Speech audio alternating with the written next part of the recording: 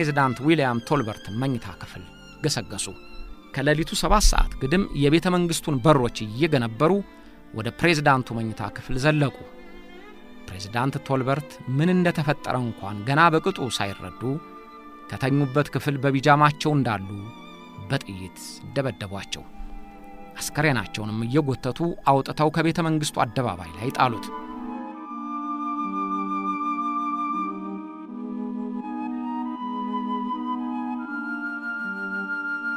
በዚያው ሌሊት ለተለያዩ ወታደራዊ ክፍሎች መንግስት መለወጡን አስታወቁና ተባባሪነታቸውን አገኙ። ወዲያው የቀድሞ ባለስልጣኖችንና የላይቤሪያ አሜሪካ ተወላጆች ናቸው ያሏቸውን ታዋቂ ሰዎች እያደኑ አሰሯቸው። ከታሰሩት ውስጥም የቶልበርት ወንድምና የውጭ ጉዳይ ሚኒስትሩ ይገኙበታል። የመከላከያ ሰራዊት አባላት በቀላሉ የ50 አለቃ ሳሙኤል ዶን አመራር ተቀበሉት። እንዲያውም በአጋጣሚው ተጠቃሚ ለመሆን አሰቡና ወደ ባለስልጣኖቹና ሀብታሞቹ ቤት እየገቡ መዝረፍ ጀመሩ። ወታደሮች በጠመንጃቸው እያስገደዱ መዝረፍ፣ መስከርና ሴቶችን መድፈር መብታቸው አደረጉት። ከዚያን ዕለት ጀምሮ ላይቤሪያ የውስጧ ወደ ላይ የላይዋ ወደ ውስጥ እስኪገለባበጥ ተመሰቃቀለች። ኤለን ሰርሊፍን ጨምሮ 17 ከነበሩት የቶልበርት ሚኒስትሮች 14ቱ ተያዙ። ነጋዴዎች፣ የቢሮ ኃላፊዎች፣ ሰራተኞች፣ የላይቤሪያ አሜሪካ ተወላጆች ማን እንዳዘዘ ሳይታወቅ በየተገኙበት ታሰሩ ወይም ተገደሉ።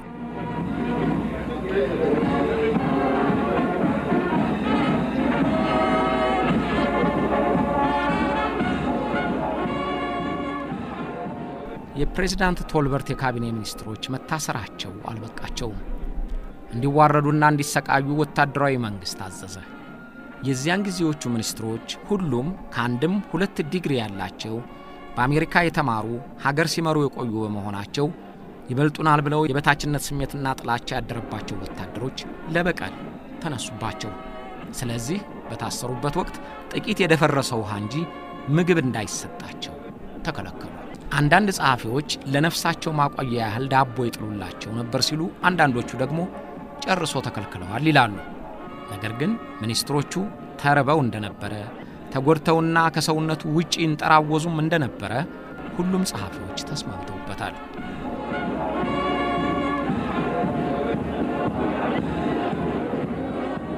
ክሳቸውን የሚያይ በኮሎኔል የሚመራ 5 ወታደሮች ያሉበት ልዩ ፍርድ ቤት ተቋቋመ። ልዩ ፍርድ ቤቱ ፍትህ ለመስጠት ሳይሆን በፍርድ ተገደሉ ለማለት የተቋቋመው ልዩ የጦር ፍርድ ቤት ሁሉንም በሀገር ክህደትና በህዝብ ገንዘብ በመዝረፍ ተከሳችኋል አላቸው። ለመከራከር ግን አልቻሉም። በተከሰሱበት ቀርበው ሲናገሩ ሰብሳቢው ኮሎኔል ባጭሩ መልስ እያለ ረሃብ ያፈዘዛቸውን ተከሳሾች ይገስጻቸዋል። እንድትናገር የምንፈልገው እንዲህ ብቻ ነው ይላቸዋል። Do you think it has been monopolized by just few people which has excluded the masses of the Liberian people from taking part? በ3 ቀናት ፍርዱ ተጠናቀቀ ተባለው። የወታደራዊ ምክር ቤት መሪ 50 አለቃ ሳሙኤል ዶ ባጸደቀው መሰረት ሁላችሁም በሞት እንድትቀጡ ተወስኗል ተባሉ። ውሳኔው ይግባኝ የለውም። ቤተሰቦቻቸውም ችሎቱን አልተከታተሉም። በሞት እንዲቀጡ መወሰኑን የሰሙትም በሬዲዮ ነበር። የሳሙኤል ዶ አዲስ መንግስት የቀድሞ ሚኒስትሮች እንዲገደሉ መወሰኑ ብቻ ሳይሆን አገዳደላቸው ጣራቸውን የሚያበዛና የሚያዋርድ እጅግም የሚያሰቃይ እንዲሆን አስቦበታል።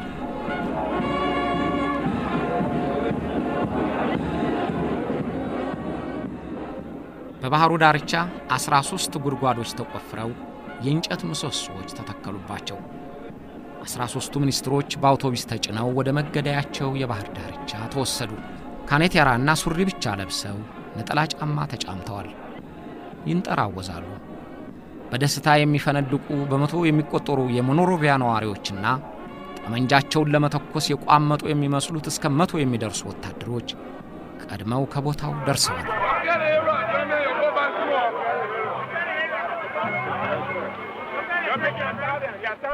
ጋዜጠኞችና የካሜራ ባለሙያዎችም ታላቅ ግኝት ለማብሰር የሚያበቃ ስዕል ለማግኘት ተዘጋጅተው ይጠባበቃሉ። ሚኒስትሮቹ በአንዳንድ ሜትር ርቀት በተተከሉት ምሰሶዎች አጠገብ እንዲቆሙ ታዘዙ። ያን ጊዜ ካኔቴራዎቻቸውን አስወልቀው በሱሪያቸው ብቻ ከወገባቸው በላይ ራቁታቸውን እንዲቆሙ አደረጓቸው። በረጅም ቃጫ ገመድ ከምሰሶው ጋር አጥብቀው አሰሯቸው። ያንዱን ሚኒስትር ማሰሪያ ገመድም ከሌላው ሚኒስትር ጋር አቆራኙት።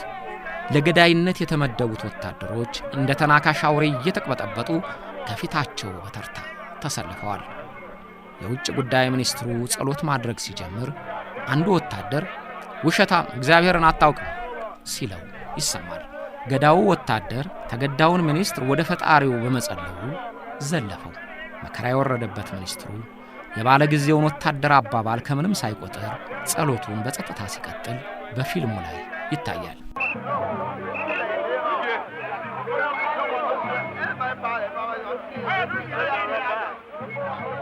ገዳዮቹ ወታደሮች አሜሪካ ሰራሽ የሆነውን ኤም1 ጠመንጃቸውን አቀባበሉ።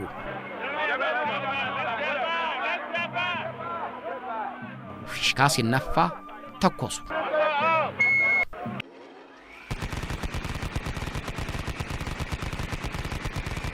እያንዳንዳቸው ሚኒስትሮች ላይ ከ30 በላይ ጥይት አፈሰሱባቸው። ወታደሮቹ ሰሞኑን እየዘረፉ በሚያገኙት ገንዘብና መጠጥ ይሰክሩ ስለነበር ያን ዕለትም ከሞቅታቸው ብዛት በ10 ሜትር ርቀት ሆነው ኢላማቸውን እየሳቱ የሟቾቹን ስቃይ አበዙባቸው። እንዲህ አድርጎ የሳሙኤል ዶ ወታደራዊ መንግስት ያለ ፍርድ ጨረሳቸው። ለምን ያገዳደላቸውን የስቃይ እንዳደረጉት እስካሁን ማንም ሊረዳ አልቻለም። ይሁንና በሰፈሩት ቁና መሰፈር አይቀርም አይነት ሆነና ለነርሱም ተመሳሳይ ድርጊት ከዓመታት በኋላ ሲፈጸምባቸው ልናይ ነው።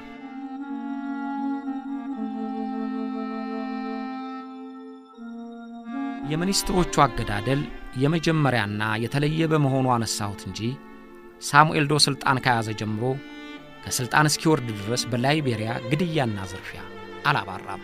የፕሬዝዳንት ቶልበርት የሚኒስትሮች አገዳደል ለላይቤሪያ ውድቀት መጀመሪያው ሆነ። ከዚያ ቀን በኋላ ከ100 ዓመታት በላይ ሰፍኖ የነበረው የመንግስት አስተዳደርና አወቃቀር ፈረሰ።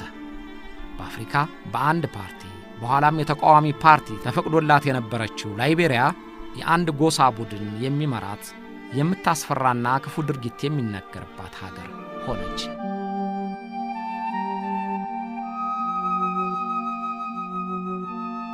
ሳሙኤል ዶ የሚመራው ወታደራዊ ምክር ቤት የቶልበርት ቤተሰቦችንና የላይቤሪያ አሜሪካን ዝርያዎችን እንዲታሰሩና እንዲያዙ አዘው ስለነበር በተገኙበት ሁሉ በታጠቁ ወታደሮች እየተጎተቱ ታሰሩ። ትልቁ የፕሬዝዳንት ቶልበርት ልጅ በፈረንሳይ ኤምባሲ ጥገኝነት ጠይቆ መጠለያም አግኝቶ ነበር። ይሁንና በዚያን ጊዜ የዲፕሎማቲክ የማይደፈር መብት ምን እንደሆነ የማያውቁት እነ ሳሙኤል ዶ ኤምባሲውን ወረው ከግቢው አውጥተው የቶልበርትን ልጅ ወሰዱት። ወዲያው ወደሚታሰርበት እስር ቤት በሄሊኮፕተር አሳፍረው እየወሰዱት ሳለ በአየር ላይ ከአውሮፕላን ገፍተው ገደሉት።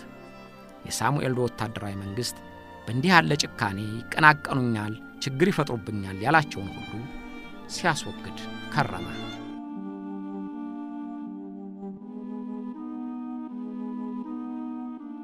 በላይቤሪያ የፕሬዝዳንት ሳሙኤል ዶ የስልጣን ዘመን ምጣኔ ሀብቷ የባሰውን ደቆ ድህነት የነገሰባት ሀገር አደረጋት። እስራትና ሞት ተራ ነገር ሆነ። የሳሙኤል ዶ መንግስት የበፊት ኢላማዎቹ የላይቤሪያ አሜሪካ ተወላጆች ነበሩ። በኋላ ግን በመላ ላይቤሪያውያን በጎሳ እየተዋደኑ እርስ በርስ መጠቃቃት ጀመሩ። ዘግይቶ ደግሞ ከካህራን ጎሳ አባላትም በመንደር እየተለያዩ መጠራጠር ጀመሩ። የካህራን የጎሳ አባላትን በበላይነት የያዘው የጸጥታው ኃይል ሌሎቹን እየጠረጠረ አድራጊ ፈጣሪ በመሆኑ በሌሎች ወታደሮች ብቻ ሳይሆን በላይቤሪያውያን ዘንድም ተጠላ። በዚህ የተነሳ ለመፈንቅለ መንግስት ተነሱበት። ፕሬዝዳንት ሳሙኤል ዶ መንግስት ከገለበጠ ሳምንታት በኋላ የወታደራዊ ምክር ቤት ሊቀመንበርና የጦር ኃይሎች ጠቅላይ አዛዥ ሆኖ ጄኔራል ተባለ። ከመጋቢ 50 አለቅነት ማዕረጎቹን ሁሉ አጣጥፎ በአንድ ጊዜ ጄኔራል ሆነ። የግልበጣው ተባባሪ የነበረውና ታማኝ ጓደኛው ወታደር ኪዩንግ ሜጀር ጄኔራል ተብሎ የመከላከያ ሚኒስትር ሆነ። የስልጣን ሱስ ለሚያንቀሸቀሻቸው የአፍሪካን ባገነኖች ለሚያደርጉት ሁሉ ይሉኝታ የላቸውም። በእንዲህ አይነት መሪዎች ሀገር ስትመራ ውጤቱ ምን ሊሆን እንደሚችል መገመት አያስቸግራችሁም። The duties and functions of the office of the Republic of Liberia to the best of my ability. የላይቤሪያ ሪፐብሊክ ፕሬዝዳንት ቢሮን ኃላፊነትና ተግባር በሙሉ አቅሜ ለመፈጸም ቃል ገባለሁ። ለዚህም እግዚአብሔር ይርዳኝ።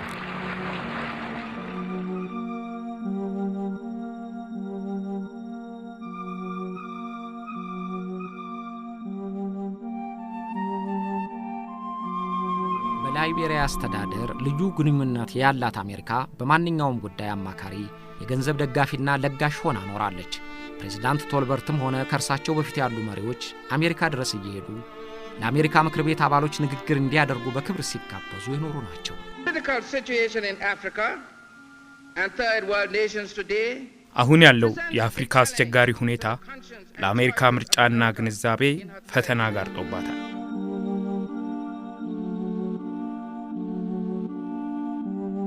ይሁንና በመፈንቅለ መንግስት ወቅት አንዳችም የተቃውሞ እርምጃ ሳትወስድ ቀረች። የተሻለ ዴሞክራሲ የሚከተለው መንግስት ሲጨፈለቅና ወዳጆች የምትላቸው መሪዎች በግፍ ሲገደሉ የበረታ ተቃውሞ ለማቅረብ አልፈቀደችም። አሜሪካ የህዝቧን ጥቅም ካልተጨመረበት ስለ ሌላው ሀገር ዴሞክራሲና ፍትህ፣ የሰብአዊ መብት ጥሰት የሚያሳስባት አይደለችም እያሉ ለሚከሷት ሁሉ አንደኛው ማስረጃ በሳሙኤል ዶ መንግስት ላይ የያዘችው የወዳጅነት አቋም ነው። እንዲያውም ሳሙኤል ዶ ስልጣን ከያዘ 2 ዓመታት በኋላ ፕሬዝዳንት ሮናልድ ሬገን በክብር ጠርተውት በዋይት ሃውስ ደማቅ አቀባበል አድርገውለታል። ከ2 ዓመታት በፊት አሜሪካ ስለ ላይቤሪያ መንግስት የነበራትን አስተያየት ለውጣ ሳሙኤል ዶን አከበረችው፣ ወዳጅም ብላ ጠራችው። It's been a pleasure to welcome Liberian head of state Samuel K. Doe on his first visit to the United States. የላይቤሪያን ሪፐብሊክ መሪ ሳሙኤል ኬ ዶንን በመጀመሪያው የአሜሪካ ጉብኝቱ እንኳን ደህና መጣህ ብሎ መቀበል ደስ የሚያሰኝ ነገር ነው። ውይይታችን በሁለቱ ሀገሮቻችን መካከል ያለው መግባባትና መከባበር ለማደስ እድል ይሰጠናል።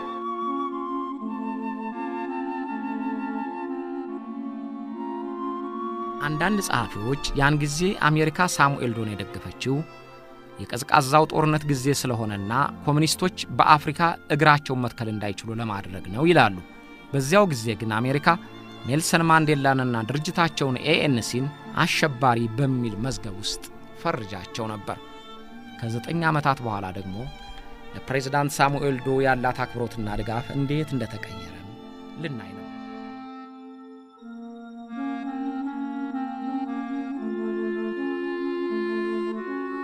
ፕሬዝዳንት ሳሙኤል ዶ የ5 ዓመት ስልጣን ቆይታ በኋላ ሕገ መንግሥት ጸድቆ ሕዝባዊ ምርጫ ይደረጋል ተባለ። እውነትም መድበለ ፓርቲ ተፈቅዶ ሕገ መንግሥቱ ጸድቆ ምርጫ ተደረገ። እነ ኤለን ሰርሊፍም ከተሰደዱበት ተመልሰው ውድድሩን ተሳተፉ። ግን እንደታሰበው ሊሆን አልቻለም። ሳሙኤል ዶ የጥፋት ጅራፉን ይተረትረው ገባ። ታዛቢዎች ተጭበርብረዋል ባሉት ምርጫ አሸነፈ ተብሎ በወታደራዊ ዩኒፎርም የቆየበትን ስልጣን በሲቪል ልብስም ቀጠለበት። ይህ ድርጊቱ ግን የባሰ የውጭና የውስጥ ጠላት አተረፈለት እንጂ አልበጀውም። ቀድሞም ጥላቻ ያተረፈው የሳሙኤል ዶ መንግስት በትጥቅ ካላስወገድነውማ በምርጫ ሊለቅልን አይችልም ያሉ ላይቤሪያውያን ትጥቃቸውን አጠበቁ። እያደር ጥላውን ሁሉ መጠርጠር የጀመረው የሳሙኤል ዶ መንግስት ወዳጆቹን ሁሉ አሳደዳቸው። ጓደኛውና የመከላከያ ሚኒስትር ከነበረው ከሜጀር ጀነራል ኩዊንግ ጋርም ተጣሉ። ጀነራል ኩዊንግ ስልጣን ሊገለብጥ ይፈልጋል ተብሎ ስለተጠረጠረ ደረጃው ዝቅ ብሎ ብርጌዲየር ጀነራል እንዲሆን ተወሰነበት። ቆይቶ ከሚኒስትርነቱ ተሽሮ የክፍል አዛዥ ሲሆን ኩዊንግ ወደ ጎረቤት ሀገር ተሰደደ። ብዙም ሳይቆይ የሚደግፉትንና የጎሳ አባላቱን ወታደሮችን ጭምር አስተባብሮ በሞኖሮቪያ ጥቃት ጀመረ። ግን አልተሳካለትም። በሳሙኤል ዶ ታማኞች ተገደለና ሬሳው መጫወቻ ሆነ። አስከሬኑን እየቆራረጡ በሞኖሮቪያ መንገድ በተኑት።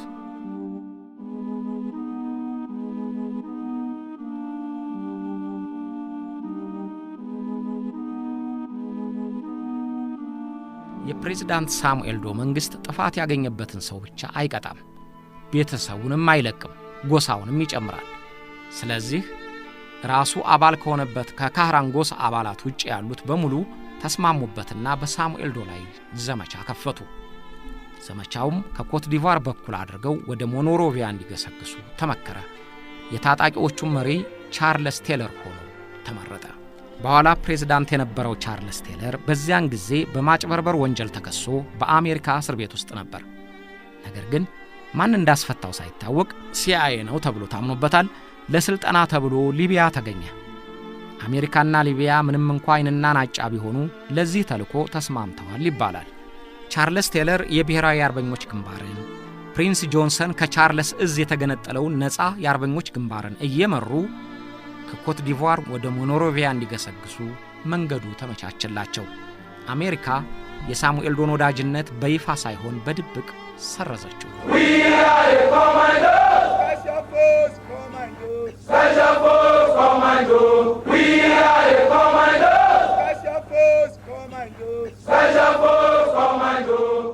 የእርስ በርስ ጦርነቱ በረታ።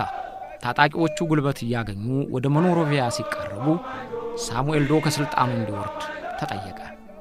አልወርድም ካለ አለ ቻርልስ ቴለር በጫካ ምሽጉ ለጠየቀው የኢቢሲ ጋዜጠኛ፣ አልወርድም ካለ እንገለዋለን። We'll kill him. If he doesn't give himself up, which means that he wants to fight, we'll kill him. እንገለዋለን። ስልጣኑን ካለቀቀ መዋጋት ፈልጓል ማለት ነው። ስለዚህ እንገለዋለን። ሳሙኤል ዶ በህዝብ የተመረጥኩ ነኝና ህዝብ ያወርደኛል እንጂ ቻርልስ ቴለር ስላለ ብቻ ከስልጣኔ የምለቅ አይደለሁም የሚል መግለጫም ሰጠ። Charles Taylor has no right to ask my resignation. We have a government that was duly elected by the people of this country. And anything that has to do with resignation must come from the people themselves. ቻርልስ ቴለር እኔን ስልጣን እንድለቅ የመጠየቅ መብት የለውም። በዚህች ሀገር ህዝብ የተመረጠ መንግስት አለ። ማንኛውንም የስልጣን ጥያቄ መምጣት ያለበት ከራሱ ከህዝቡ ነው። ስለዚህ ጥያቄውን ለመመለስ ያህል ስልጣኔን አልለቅም።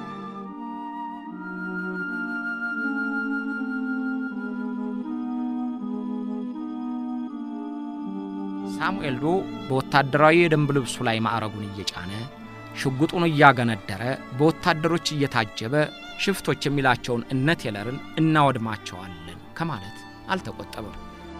ግን ሳሙኤል ዶና ደጋፊዎቹ አልተሳካላቸውም።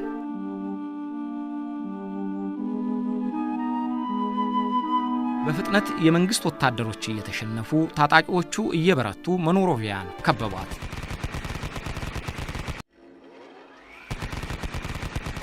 ሳሙኤል ዶ ድጋፍ ያገኝበታል የተባለውን ቦታ ከሌላ ጋር እንዳይገናኝ ቆረጡት።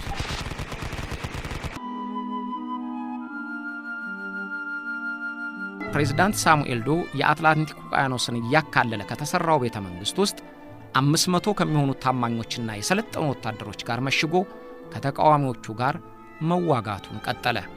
የዋና ከተማዋን የሞኖሮቪያን አብዛኛውን ክፍል ታጣቂዎች ቢቆጣጠሩም የፕሬዝዳንት ሳሙኤል ዶን ምሽግ ግን መጣስ አልተቻላቸውም። ወደ ቤተ መንግስቱ የሚደርስ ማንኛውም አቅርቦት ቢቋረጥባቸውም በብረት ለበስና በጸረ አውሮፕላን መሳሪያ የተጠናከሩት የሳሙኤል ዶ ታማኞች በአፍንጫችን አፈር ሳይፈስ ክንዳችንን ሳንንተራስ መሪያችንን የሚነካው የለም ብለው ሞገዱ። ሞኖሮቪያ ተመሰቃቀለች። ነዋሪዎቿ እሳት ውስጥ እንደሚቆሰቆስ እንጨት ሞትና ስቃይ ይለበልባቸው ያዘ። በየሰፈሩ ዝርፊያ፣ ሁከት፣ ግድያ ሆነ። እና አሜሪካ ጭምር የሞኖሮቪያ ውጊያ በቀላሉ እንደማይፈታ ያሰቡ የጎኑ ጋት ሆኖባቸው ሳለ በጳጉሜ 4982 ዓ.ም አዲስ ወሬ ይዞላቸው ከተፋለ።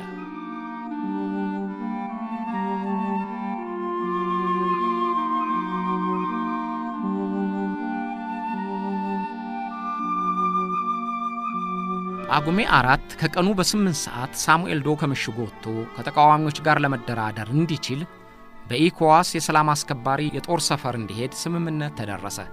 ስምምነቱን የአሜሪካ ኤምባሲ ጉዳይ ፈጻሚና የሳሙኤል ዶ ልዩ አማካሪ መክረውበት ሰዓትና ጊዜው ተቆረጠ። የምዕራብ አፍሪካ ቀጠና በይነ መንግስታት ኢኮዋስ ለሰላም የማስከበር የላካቸው 4000 ወታደሮች የዝ ጦር ሰፈር በሞኖሮቪያ የባህር ዳርቻ ላይ ይገኛል። ሳሙኤል ዶ የተጠናከረ የቤተ መንግስት ምሽጉን ለቆ ቀላል የጦር መሳሪያ የታጠቁ 80 የሚሆኑ ወታደሮችን ብቻ አስከትሎ በኢኮዋስ ጦር ሰፈር ከቀኑ በ8 ሰዓት ደረሰ። በዚያ ሰዓት ጠንካራና ብዙ ናቸው የሚባሉት የናይጄሪያ የሰላም አስከባሪዎች የዘብተራቸውን አጠናቀው በስነ ስርዓት ማስከበርና በቁጥራቸው ደካማ ናቸው የሚባሉት የጋምቢያ ወታደሮች እየተኳቸው ነበር። ፕሬዝዳንት ሳሙኤል ከስፍራው እንደደረሰ ይጠብቁት የነበሩት የሰላም አስከባሪ መኮንኖች በክብር ተቀብለው ወደ ኢታማጆር ሹሙ ጀነራል ኩዊም ጽፈት ቤት ወሰዱት። ተሽከርካሪዎቹና አብዛኛዎቹ አጃቢዎቹ ከህንጻው ውጭ ቆዩ።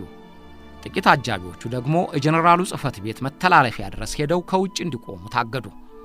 ጀነራል ኩዊኖም ፕሬዝዳንት ሳሙኤል ዶን በአክብሮት ተቀብሎ እንዲቀመጥ ጋበዘው። ወዲያው በውጭ በኩል ተኩስ ተሰማ።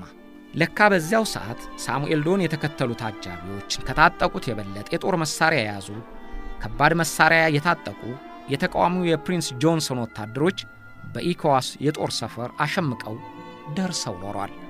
የፕሪንስ ታጣቂዎች ከመኪና እየዘለሉ በፍጥነት ጥሰው ከውጭ ያሉትን አጃቢዎች በጥይት እየለቀሟቸው ወደ ጄኔራሉ ቢሮ ተንደረደሩ። የተኩሱ ድምፅ ሲሰማ ሳሙኤል ዶ የምን ተኩስ ነው ብሎ ከመቀመጫው ሲነሳ ጄኔራል ኮይኖ ችግር እንደሌለው ነግሮ አረጋጋው። ወዲያው ምክንያቱን ለመረዳትና ተኩሱን ለማስቆም ወጥቼ ልይ ብሎት ረዳቱን የጋምቢያውን ወታደሮች አዛዥ አስከትሎ ክፍሉን ለቆ ወጣ። ከዚያ በኋላም እንደገና አልተያዩም።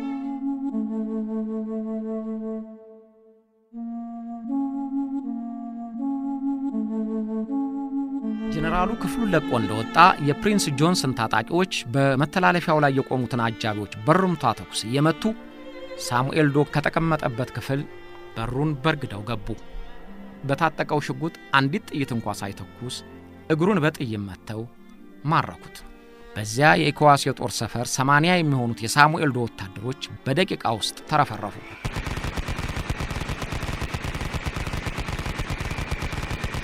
በስፍራው ነበርኩ ያለ የሞኖሮቪያን ጦርነትና ግድያ የጻፈው ጸሐፊ የዚያለት የሆነው ጦርነት ሳይሆን እየለቀሙ መግደል ነበር ብሏል። መጀመሪያ በተናጠል በኋላ በቡድን እየሰበሰቡ ጥይት አፈሰሱባቸው ሲል የሳሙኤል ዶን አጃቢዎች አሟሟት ይተርካል። ያ ሁሉ የጥይት ሩምታ አካባቢውን አንቀርቅቦት ሳለ ከ80 በላይ ሰው ሲሞት የኢኮዋስ የሰላም አስከባሪ ከሆኑት ግን አንድም ወታደር አልቆሰለም። በኋላ ላይ ለእርቅና እውነት አፈላላጊ ኮሚቴ ምስክርነት እንደሰጡት ሰዎች አባባል ከሆነ የሳሙኤል ዶ አያያዝ አሜሪካ ጭምር የተባበረችበት ሴራ ነበር ተብሏል። የሳሙኤል ዶ ልዩ አማካሪ ከተደበቀበት ሆኖ ለዘጋርዲያን ጋዜጠኛ ድርጊቱ ከተፈጸመ 3 ወራት በኋላ የነገረውና በኋላም ለተቋቋመው የእርቅ አፈላላጊ ኮሚቴ የተሰጠው ምስክርነት ተመሳሳይ ሆኖ ተገኝቷል። በዚያን ጊዜ መንግስትንና ታጣቂዎችን ለማግኘትም ለማደራደርም እድሉ የነበረው የአሜሪካ ኤምባሲ ብቻ ነበር። የሳሙኤል ዶ ልዩ ረዳት ቶምሰን በዚያለት ጧት ወደ ኢኮዋስ የጦር ሰፈር ሄዶ ስለ ድርድሩና ስለሚገናኙበት ሁኔታ ከጄኔራሉ ጋር ተነጋግሯል። ፕሬዝዳንት ሳሙኤል ዶም ራሱ ጄኔራሉን በስልክ አነጋግሮታል። ቶምሰን እንደሚለው ያን ዕለት ጧት ፕሪንስ ጆንሰን 2 ጊዜ ወደ አሜሪካ ኤምባሲ ሄዶ መነጋገሩን ሰምተዋል። ስለዚህ ሳሙኤል ዶ ከምሽጉ ወጥቶ ከቀኑ በ8 ሰዓት በኢኮዋስ የጦር መምሪያ እንደሚደርስ ፕሪንስ ጆንሰን መረጃውን ያገኘው ከአሜሪካ ኤምባሲ ነው ተብሎ ታምኗል። ጄኔራል ኮይኖ የናይጄሪያ ሰራዊት የሚለወጥበትን ጊዜ ጠብቆ ቀጠሮ መያዙ፣ ከቢሮ አስገብቶም ለጠላቶቹ አሳልፎ መስጠቱ ሳሙኤል ዶን ለማስያዝ ሴራ ለመቀነባበሩ እንደ ማረጋገጫ ተወስዷል። ምንም ሆነ ምን ማንም ረዳማን ሳሙኤል ዶ ባላሰበው መንገድ የጠላቶቹ ምርኮኛ ሆነ። ከ10 ዓመታት በፊት እርሱም በድንገት ጥሶ መንግስት እንደገለበጠው ሁሉ እርሱም ጥሰው በገቡ ወታደሮች በውርደትና በስቃይ እጁ ተያዘ። በዚያውም የስልጣኑ መጨረሻ ሆነ።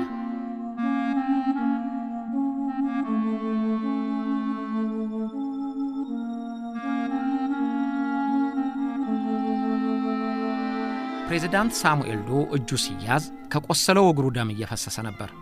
ግን ማንም ጉዳይ ያለው የለም። የእግሩ መቁሰልም ተከትሎ ለሚደርስበትና ሰው ይችለዋል ተብሎ ሊገመት ለማይችለው መከራው የመጀመሪያው ነበር።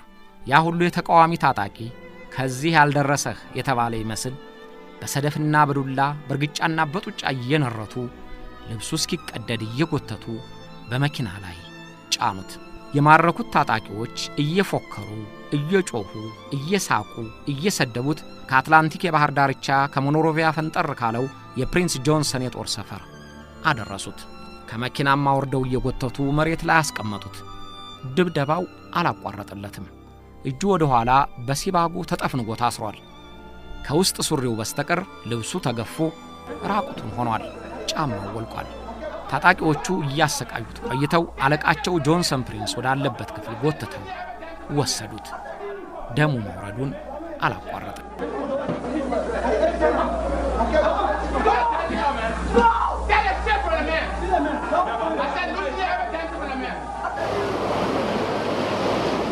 ፕሪንስ ጆንሰን ካለበት ክፍል ጀርባ የአትላንቲክ ውቅያኖስ ማዕበል እየተገማሸረ ያልፋል። የውቅያኖሱ ማዕበል ከፊት ለፊቱ ቢሆንም ሳሙኤል ዶ የማየት ህዋሳቱ ደክመው ምን እንደሚካሄድ የሚገነዘቡ አይመስልም። አሸናፊውና ቀን የሳቀችለት ፕሪንስ ጆንሰንና ቀን ባፍጢሙ የደፋችው ሳሙኤል ዶ ተለማኝና ለማኝ ገዳይና ተገዳይ ሆነው ተገናኙ።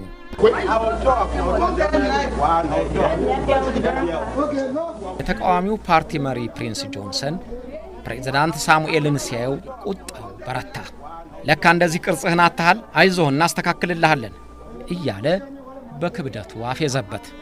ሳሙኤል ዶ በደረሰበት ስቃይ አንገቱን ደፍቶ ለሚያዋክቡት ጠያቂዎቹ እያቃሰተ መልስ ለመስጠት ያቃትታል። ፕሬዝዳንት ሳሙኤል ዶ በጆን ፕሪንስ ፊት ሲቀርብ አስተሳሰሩም ተጠናክሯል። የቀረችለት የውስጥ ስሪውም ጭምር ተገፋ፣ መለመላውን ሆኗል። ከተቀመጠበት መሬት እግሮቹ ወደፊት ተዘርግተው ማጠፍ እንዳይችል ሆኖ ጉልበቱ ላይ በሲባጎ በጥብቅ ታስሯል። እጁን እንደ አህያ ጭነት ትከሻውን እየረገጡ በእግራቸው እያጠበቁ ብራኮው እስኪሰበር ቀፍድደውታል። በዚያ ላይ ከ40 ዲግሪ ሴንቲግሬድ በላይ የደረሰው የሞኖሮቪያ ሙቀት ጣዕሩን አብዝቶበታል። ይህም ሁሉ ተፈጽሞበት መከራውና ስቃው ገና አላለቀለትም።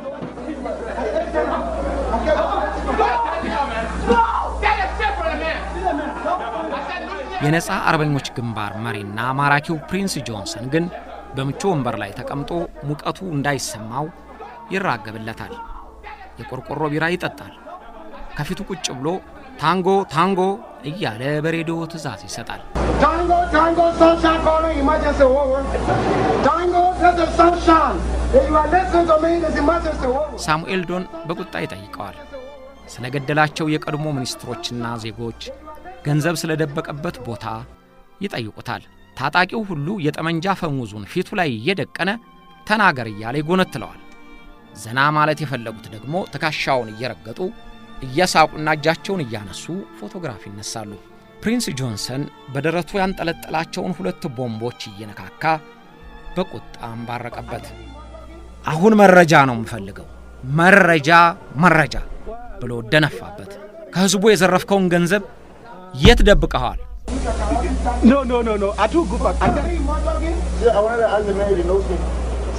ሳሙኤል ዶ እየተማጸነ በጣር ድምፅ ሊያስረዳ ሞከረ። ማንም አልሰማው። በጦርነት መሸናነፍ አለ፣ የኛም እንደዚያው ነው እያለ ሊያግባባው ሞከረ። It's ordained by God. Excuse me, Joe. What happened to our economy? I'm EP. ስሙን ሲጠራ ፊልድ ማርሻል በል ብሎ ወታደር ረገጠው። ፕሪንስም ቁጣው ገነፈለ። ጠረጴዛውን በጣቱ እየመታ ይህ ሰው መናገር አይፈልግም፣ በል ጆሮውን ቆርጠህ አምጣልኝ ሲል አዘዘ። ትዕዛዙ ከፕሪንስ አፍ እንደወጣ እንደ ተራበ አውሬ ሊመትሩት የሚቋምጡ የሚመስሉት ታጣቂዎች ሳንጃቸውን መዘዙ። የቀለጠፈውና ከኋላው የቆመው ታጣቂ ጆሮውን ሊቆርጥ ሲይዘው ሳሙኤል ዶ ያለ የሌለ ኃይሉን ተጠቅሞ ተንፈራግጦ ጮኸ። ከመሬት አንጋለው ደረቱንና ፊቱን ረግጠው እሆዱ ላይ ቆሙበት። ጆሮውን ጎመደው። ይህ የምትሰሙት የስቃይ ድምፅ ሳሙኤል ዶ ጆሮውን ሲቆርጡት የሚያሰማው የጣር ድምፅ ነው።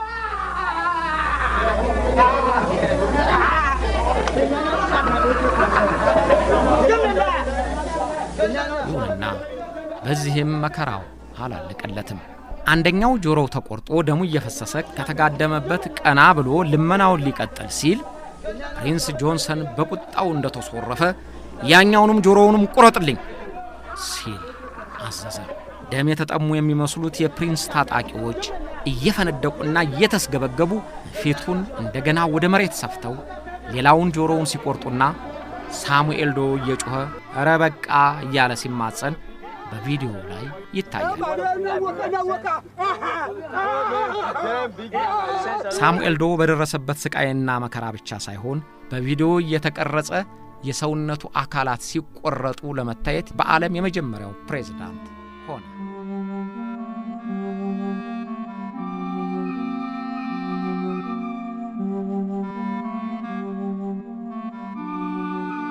አሁንም መከራው ይለቅልሃል አለው ኖሯል።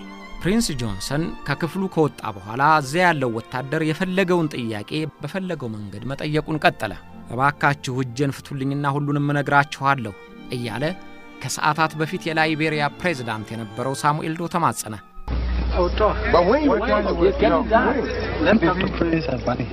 ግን ማንም የሰማው የለም። ከባህሩ ዳርቻ ካሸዋ የተደባለቀ ውሃ ሲደፉበትና ደሙ እየወረደ አንገቱን አቀርቅሮ ሲማጸን የቪዲዮ ቀረጻ ይቋረጣል። ያን ዕለት ማታ ሳሙኤል ዶ ሞተ። ስላሟሟቱ የጠራ መረጃ አልተሰጠም። እንደፈለጋቸው ካሰቃዩት በኋላ ሲደክመው መታጠቢያ ቤት እንዲዘጋበት ፕሪንስ ጆንሰን ትዕዛዝ ሰጠ። መታጠቢያ ቤት ከገባ በኋላ አንዳንዶቹ ደሙ ፈሶ ስላለቀ ሞተ ሲሉ፣ ሌሎቹ ደግሞ ቶሎ እንዲሞት ራሱን ከግድግዳው ጋር ፈጥፍጦ የጀርባ አጥንቱ ስለተሰበረ ሞተ ይላሉ።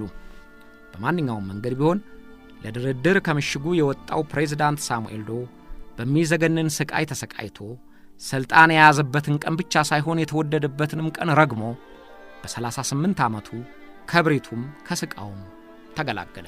በማግስቱ የሳሙኤል ዶ አስከሬን ከባህር ዳርቻው በሚያልፈው መንገድ ላይ ራቁቱን ተጥሎ ለሕዝብ ሲታይ ዋለ። ከ10 ዓመታት በፊት ራሱም ሳሙኤል ዶ የቶልበርትን ሹማምንት ሲያስገድል እየጨፈሩ እንኳን አደረከው እያሉ እንደጮሁለት ሁሉ ያን ዕለትም በአሟሟቱ ተደስተው እንኳን ሞተ እያሉ የሚጨፍሩ የሞኖሮቪያ ነዋሪዎች ተሳለቁበት። በአስከሬኑ ላይ እንደታየው ከጆሮዎቹ በተጨማሪ የቀኝ 2 ጣቶቹና የቀኝ እግሩ ትንሿ ጣት ተቆርጠዋል። ለካ የጆሮ ቆረጣውን የሚያሳየው ቪዲዮ ቀረጻ ከተቋረጠ በኋላ ስቃውን አብዝተውበት ኖሯል። ጣቶቹን የቆራረጡትም ከዚያ በኋላ መሆኑ ነው። በነገራችን ላይ በላይቤሪያ የሰውን አካል እየቆራረጡ መቅጣት ተደጋግሞ ይታያል። ቀድሞ ጓደኛውና የመከላከያ ሚኒስትር የነበረው ጀነራል ኮዋንክባ በተገደለ ጊዜ የሰውነት አካሉ ተቆራርጦ በየመንገድ ላይ እንደተጣለ፣ አንዳንዶቹም ተበልቷል ይላሉ። ነግሬያችኋለሁ። ከሳሙኤል ዶ መወገድ በኋላ ለ13 ዓመታት በዘለቀው የላይቤሪያ እርስ በርስ ጦርነት እንደ ታጣቂ ተፋላሚዎች የገደሏቸውን ሰዎች ሥጋ እንደሚበሉ ራሳቸው ተናግረዋል።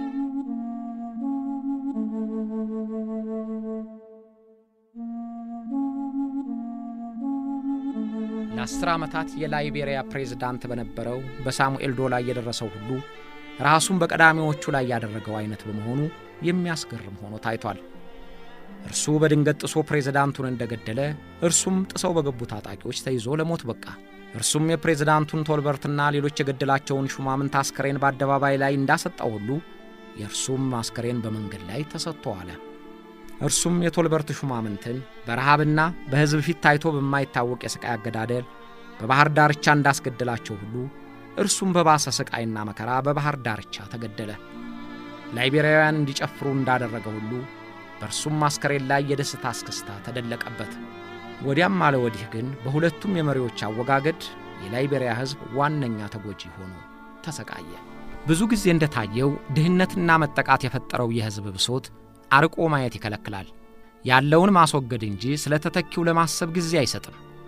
ፍትሕና እኩልነት መሠረት አድርጎ ያልተነሳ ለውጥ ደግሞ የባሰ መከራ እንደሚያስከትል መገንዘብ ያዳግታል። የአፍሪካ አምባገነን ወታደራዊ መሪዎች መንግሥት ፈንቅለው ሥልጣን ሲይዙ የሚሰቅላቸውን ሕዝብ የሥልጣን ወንበራቸውን ማጥበቅ ሲጀምሩ በጥይት አለንጋ ይገርፉታል። የመጡበትን ነውረኛ መንገድ ያውቁታልና ጥላቸውን ሳይቀር እየጠረጠሩ ሕዝባቸውን እሸት በጠስክ ጎመን ቀነጠስክ እያሉ ከላይ አንገቱን ከታች ባቱን በለው እያሉ ያስጨርሱታል። እጅግ ደግ የሆነ እንደሆነ በስራትና በግርፊያ በዝርፊያም ይምሩታል። ይህ የላይቤሪያ ብቻ ሳይሆን ኢትዮጵያን ጨምሮ የአብዛኛዎቹ የአፍሪካ ሀገሮች ዕጣ ሆኖ ኖሯል። በላይቤሪያ የቶልበርት መንግሥት የሩዝ ዋጋ በመጨመሩ የተናደዱ ላይቤሪያውያን የቶልበርት መንግሥት በጉልበት ሲወገድ ያለ ፍትሕ ሹማምንቶቹ ሲገደሉ ጨፈሩ። ለአንተም ቢሆን ፍትሕ አያስፈልግህም እኮ ብሎ ወታደራዊ መንግሥት በተለያዩ ምክንያት ሲነድፈው ሕዝብ መቃወም ጀመረ። ያን ጊዜ ግን ጊዜው ካለፈ ሆነና ብዙ ዋጋ አስከፈላቸው። ሳሙኤል ዶም የተወገደበት መንገድ በፍትሕና በሥርዓት ባለመሆኑ ተተኪው ቻርልስ ቴለር በተመሳሳይ የጥፋት አረንቋ ሰመጠ። ሳሙኤል ዶ በሄደበት መንገድ ስለሄደ የጎሳ ልዩነት ሰፍቶ የእርስ በርስ ጦርነት ተነስቶ ሕዝቡ ተጫረሰ። አረመኔያዊ ተግባሮች የሚፈጸሙባት ሀገር ሆነችና ላይቤሪያ ጨርሳ ፈራረሰች። መልካም ጅማሮቻቸውን ሰማይ ቢቧጥጡ መሬት ቢጭሩ እንደማያገኟቸው ሆነው አመለጧቸውና በደም ባህር ዋኙ። ኤለን ሰርሊፍ ከ10 ዓመታት በፊት ስልጣን እስኪይዙ ድረስም ላይቤሪያ የስቃይ መብረቅ እንደወረደባት ሰነበተች።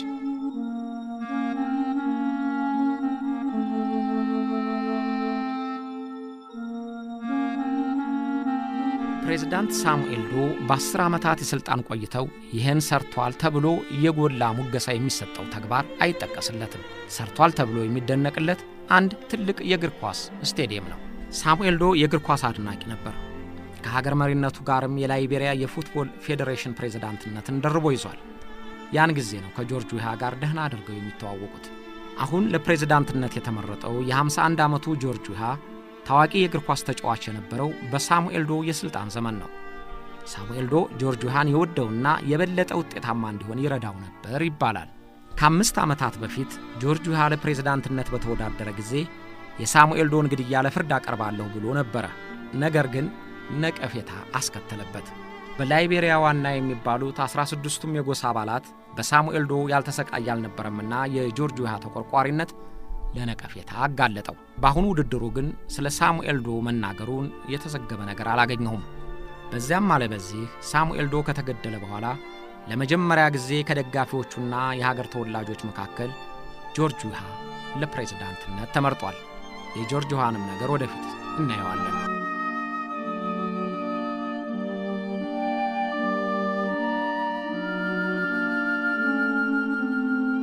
ይኸውላችሁ አብዛኛዎቹ የአፍሪካ አምባገነን መሪዎች መጨረሻቸው ልክ እንደ ሳሙኤል ዶ ግድያ ወይም እንደ ኢዲ አሚን ስደት ሆኖ አልፏል። የእነርሱ ጣዕምንም ቢሆን ምን ሕዝብና ሀገርን ግን እንዳይሞት እንዳይሽራ አድርገው ጎድተውት አልፈዋል።